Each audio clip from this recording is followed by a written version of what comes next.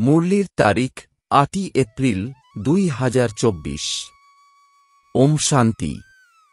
মধুবন থেকে বাপদাদা বলছেন, মিষ্টি বাচ্চারা, এই চোখ দিয়ে যা কিছু দেখছ সেসব শেষ হয়ে যাবে, তাই এসবের প্রতি অসীমের বৈরাগ্য প্রয়োজন। বাবা তোমাদের জন্য নতুন দুনিয়া বানাচ্ছেন। প্রশ্ন, বাচ্চারা, তোমাদের সাইলেন্সে কোন রহস্যটি সমাহিত আছে? উত্তর, যখন তোমরা সাইলেন্সে বসো তখন শান্তিধামকে স্মরণ করো। তোমরা জানো সাইলেন্স অর্থাৎ জীবিত অবস্থায় মৃত হওয়া। এখানে বাবা তোমাদের সদ্গুরু রূপে সাইলেন্সে থাকা শেখাচ্ছেন। তোমরা সাইলেন্সে থেকে বিকর্মগুলি দগ্ধ করো। তোমাদের এই জ্ঞান আছে যে এখন ঘরে অর্থাৎ পরমধামে ফিরতে হবে। অন্য সৎসঙ্গে শান্তিতে বসে কিন্তু তাদের শান্তিধামের জ্ঞান নেই। ওম শান্তি। মিষ্টি মিষ্টি হারানিধি আত্মারূপী বাচ্চাদেরকে শিব বাবা বলছেন। গীতায় আছে শ্রীকৃষ্ণ বলেছেন, কিন্তু আসলে হল শিব বাবা বলছেন, কৃষ্ণকে বাবা বলা যাবে না। ভারতবাসীরা জানে যে পিতা হলেন দুজন, লৌকিক ও পারলৌকিক। পারলৌকিককে পরম পিতা বলা হয়, লৌকিককে পরম পিতা বলা যাবে না। তোমাদের কোনো লৌকিক পিতা বোঝাচ্ছেন না। পারলৌকিক পিতা পারলৌকিক সন্তানদের বোঝাচ্ছেন। সর্বপ্রথমে তোমরা যাও শান্তিধাম, যাকে তোমরা মুক্তিধাম, নির্বাণধাম বা বানপ্রস্থ বলো। এখন বাবা বলছেন, বাচ্চারা, এবার শান্তিধামে যেতে হবে। শুধুমাত্র তাকেই বলা হয় টাওয়ার অফ সাইলেন্স। এখানে বসে থমে শান্তিতে বসতে হবে। সব সৎসঙ্গের থমে শান্তিতে বসানো হয়, কিন্তু তাদের শান্তিধামের জ্ঞান থাকে না। বাচ্চারা জানে আমাদের অর্থাৎ আত্মাদের এই পুরানো শরীর ছেড়ে ঘরে অর্থাৎ পরমধাম ফিরতে হবে। যে কোনো সময় শরীর ত্যাগ করতে হবে, তাই এখন বাবা যা পড়াচ্ছেন সেসব ভালোভাবে পড়তে হবে। সুপ্রিম টিচারও হলেন তিনি, সদ্গতিদাতা গুরুও হলেন তিনি, তাঁর সঙ্গেই যোগযুক্ত হতে হবে। এই একজনই তিনটি সার্ভিস করেন। এমনভাবে অন্য কেউ তিনটি সার্ভিস করতে পারে না। একমাত্র শিব বাবা সাইলেন্সও শেখান। জীবিত অবস্থায় মৃত তাকেই সাইলেন্স বলা হয়। তোমরা জানো আমাদের এখন শান্তিধাম ঘরে ফিরতে হবে। যতক্ষণ আত্মারা পবিত্র না হয় ততক্ষণ ঘরে ফিরতে পারে না। ফিরতে তো সবাইকে হবে, তাই শেষকালে পাপ কর্মের সাজা প্রাপ্ত হয়, তাতেই পদভ্রষ্ট হয়ে যায়। কষ্ট যন্ত্রণা সবই সহ্য করতে হয়, কারণ মায়ার কাছে হেরেছে। বাবা তো আসেন মায়াকে পরাজিত করাতে, কিন্তু গাফিলতি করে বাবাকে স্মরণ করে না। এখানে তো এক বাবাকেই স্মরণ করতে হবে। ভক্তিমার্গেও অনেকে চতুর্দিকে ঘুরে বেড়ায়, যেখানে মাথা নোয়ায় তার পরিচয় জানে না। বাবা এসে এমন ভ্রমণ বন্ধ করেন। বোঝান জ্ঞান হল দিন, ভক্তি হল রাত। রাতের অন্ধকারেই ধাক্কা খেতে হয়। জ্ঞানের দ্বারা দিন অর্থাৎ সত্যযুগত্রেতা, ভক্তি অর্থাৎ রাত, দ্বাপরকলিযুগ। এই হল সম্পূর্ণ ড্রামার সময় অবধি বা ডিউরেশন। অর্ধেক সময় দিন, অর্ধেক সময় রাত। প্রজাপিতা ব্রহ্মা কুমার কুমারীদের দিন ও রাত। এ হল অসীম জাগতিক কথা। অসীম জগতের পিতা অসীমের সঙ্গমে আসেন, তাই বলা হয় শিবরাত্রি। মানুষ এই কথা জানে না যে শিবরাত্রি কাকে বলে। তোমাদের ছাড়া আর একজনও শিবরাত্রির গুরুত্ব জানে না, কারণ এই সময়টি হল মাঝখানে। যখন রাত পুরো হয়ে দিন শুরু হয়, একেই বলা হয় পুরুষোত্তম সঙ্গম যুগ। পুরানো দুনিয়া ও নতুন দুনিয়ার মধ্যিখানের সময়। বাবা আসেন পুরুষোত্তম সঙ্গম যুগে। এমন নয় যুগে যুগে। সত্যযুগত্রেতার সঙ্গম কালকেও সঙ্গম যুগ বলে দেয়। বাবা বলেন এই কথাটি ভুল। শিব বাবা বলেন আমাকে স্মরণ করো, তাহলে পাপ বিনষ্ট হবে। একই যোগ অগ্নি বলা হয়। তোমরা সবাই হলে ব্রাহ্মণ। যোগ শেখাও পবিত্র হওয়ার জন্য। ওই ব্রাহ্মণরা কামচিতায় বসায়। ওই ব্রাহ্মণ এবং তোমরা যে ব্রাহ্মণ, দুই ব্রাহ্মণদের মধ্যে রাত দিনের তফাত আছে। ওরা হল কোকবংশী অর্থাৎ গর্ভে জন্ম হয়, তোমরা হলে মুখবংশী। প্রত্যেকটি কথা ভালোভাবে বুঝতে হবে। যদিও কেউ আসলে তাকে বোঝানো হয় অসীম জগতের বাবাকে স্মরণ করো, তাহলে বিকর্ম বিনাশ হবে এবং দেহদের বাবার কাছে স্বর্গের অধিকার প্রাপ্ত হবে। তারপরে যত যত দৈবী গুণ ধারণ করবে ও করাবে ততই উঁচু পদের প্রাপ্ত হবে। বাবা আসেন পতিতদের পবিত্র করতে। অতএব তোমাদেরও এই সার্ভিস করতে হবে। পতিত তো সবাই, গুরু কাউকে পবিত্র করতে পারেন না। পতিত পাবন নাম হল শিব বাবার। তিনি আসেনও এখানে। যখন সবাই পুরোপুরি পতিত অবস্থায় পৌঁছে যায় ড্রামা প্ল্যান অনুযায়ী, তখন বাবা আসেন। সর্বপ্রথমে বাচ্চাদের অল্প বুঝিয়ে দেন, আমাকে স্মরণ করো। তোমরা বলো তাই না, উনি হলেন পতিত পাবন। আত্মিক বাবাকে বলা হয় পতিত পাবন। বলা হয় হে ভগবান বা হে বাবা, কিন্তু পরিচয় কেউ জানে না। এখন তোমাদের অর্থাৎ সঙ্গমবাসীদের পরিচয় প্রাপ্ত হয়েছে। তারা হল নরকবাসী। তোমরা নরকবাসী নও।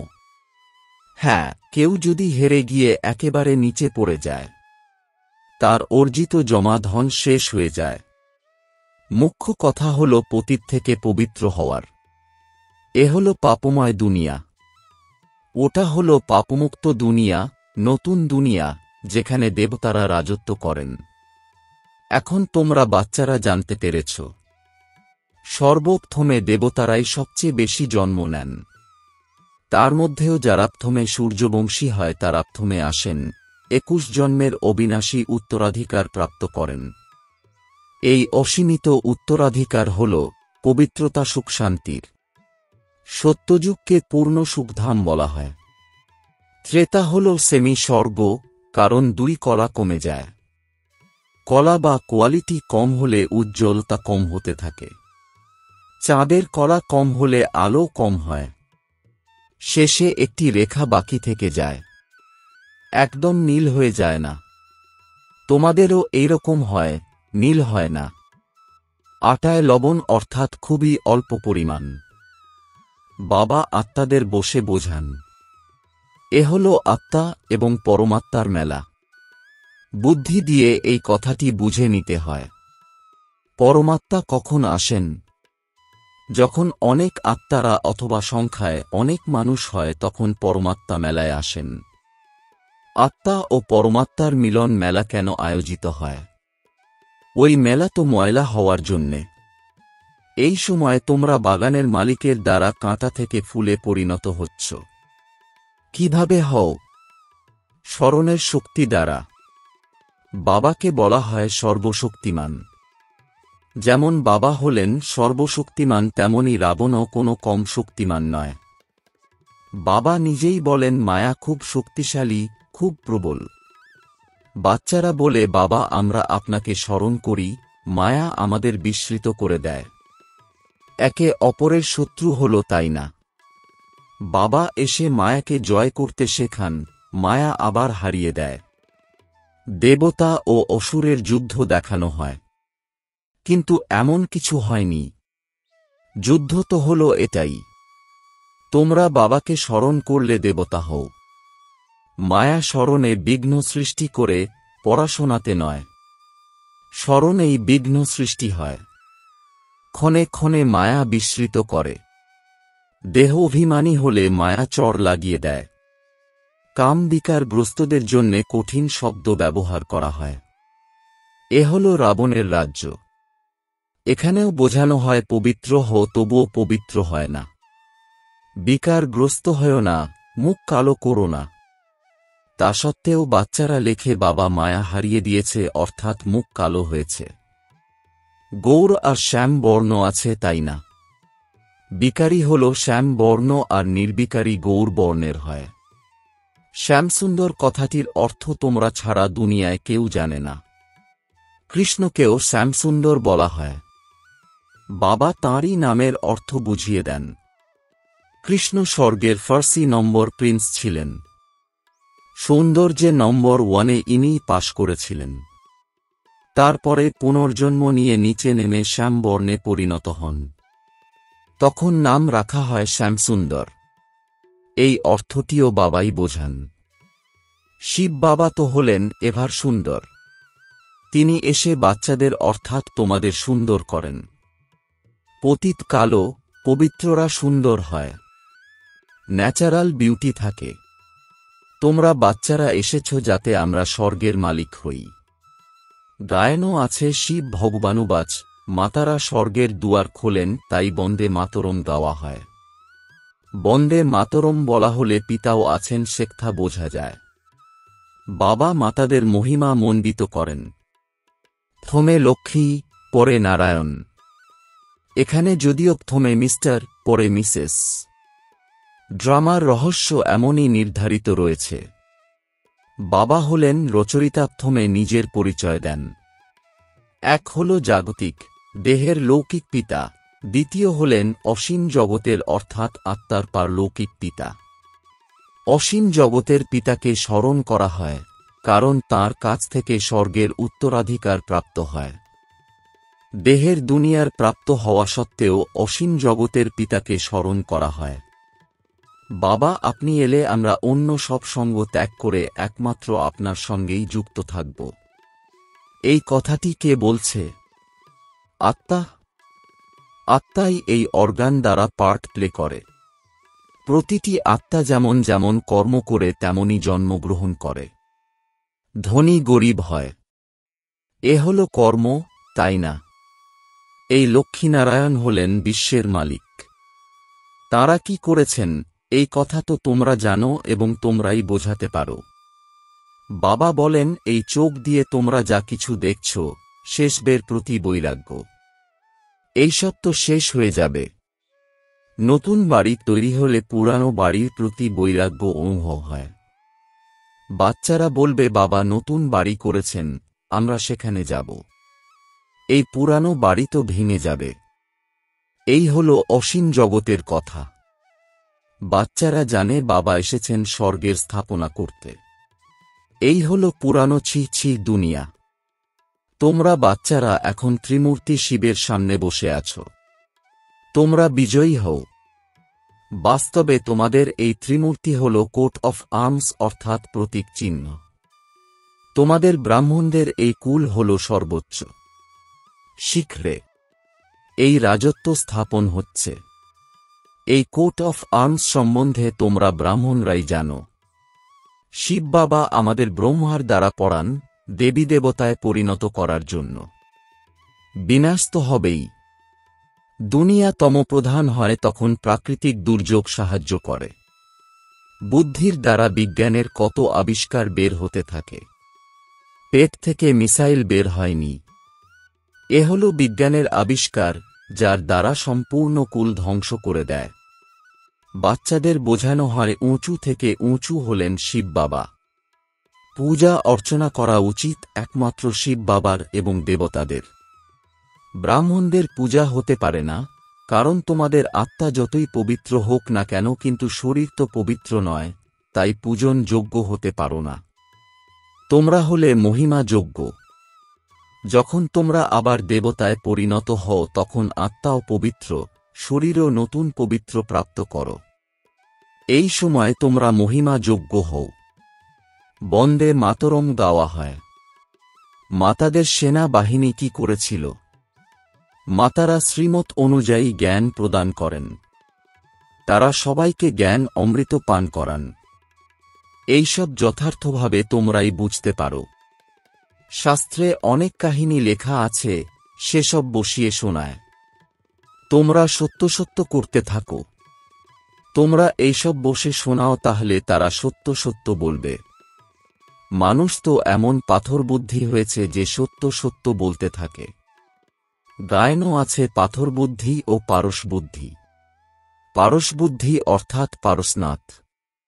নেপালে বলা হয় পরশুনাথের চিত্র আছে। পরশপুরীর নাথ হলেন এই লক্ষ্মীনারায়ণ। তাঁদের ডিনায়েস্টি আছে।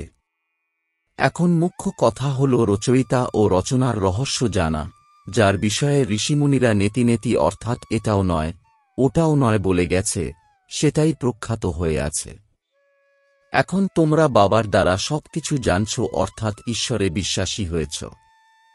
মায়া রাবণ নাস্তিক অর্থাৎ ঈশ্বরে অবিশ্বাসী করে দেয়। আচ্ছা, মিষ্টি মিষ্টি প্রশিক্ষার্থী বাচ্চাদের মাতাপিতা বাপদাদার স্মরণসহ স্নেহসুমন আর সুপ্রভাত। আত্মিক পিতার আত্মিক বাচ্চাদেরকে জানাচ্ছি নমস্কার। ধারণার জন্যে মুখ্য সার। ১. সর্বদা স্মৃতিতে যেন থাকে যে আমরা হলাম ব্রহ্মা মুখবংশী ব্রাহ্মণ, আমাদের কুল হল সর্বোচ্চ। আমাদের পবিত্র হতে হবে এবং পবিত্র করতে হবে। পতিতপাবন বাবার সহযোগী হতে হবে। ২. স্মরণে কখনো গাফিলতি করবে না। দেহ অভিমানের জন্যই মায়া স্মরণে বিঘ্ন সৃষ্টি করে, তাই সর্বপ্রথমে দেহ অভিমান ত্যাগ করতে হবে। যোগ অগ্নি দ্বারা পাপ বিনষ্ট করতে হবে। বরদান, সাধনগুলির প্রবৃত্তিতে থেকে কমল ফুলের সমান পৃথক আর প্রিয় থাকা অসীম জগতের বৈরাগী ভব। এর বিস্তার, সাধন প্রাপ্ত হয়েছে তো সেগুলিকে খুব ভালোভাবে অবশ্যই ইউজ করো। এই সাধন হলই তোমাদের জন্য, কিন্তু সাধনাকে মার্চ করো না। সম্পূর্ণ ব্যালেন্স রাখো। সাধনকে ব্যবহার করা কোনো খারাপ জিনিস নয়, সাধন তো হল তোমাদের কর্মের, যোগের ফল। কিন্তু সাধনগুলির প্রবৃত্তিতে থেকে কমল ফুলের সমান পৃথক আর বাবার প্রিয় হও। ইউজ করার সময় সেগুলির দ্বারা প্রভাবিত হও না। সাধনের জন্য বৈরাগ্য বৃত্তি যেন মার্জ না হয়ে যায়। প্রথমে নিজের মধ্যে একে ইমার্জ করো, তারপর সমগ্র বিশ্বে বায়ুমণ্ডলে ছড়িয়ে দাও। স্লোগান, উদ্বিগ্ন হওয়ার পরিবর্তে নিজেকে আত্মিক মর্যাদায় স্থিত করে দেওয়াই হল সবথেকে ভালো সেবা। ওম শান্তি।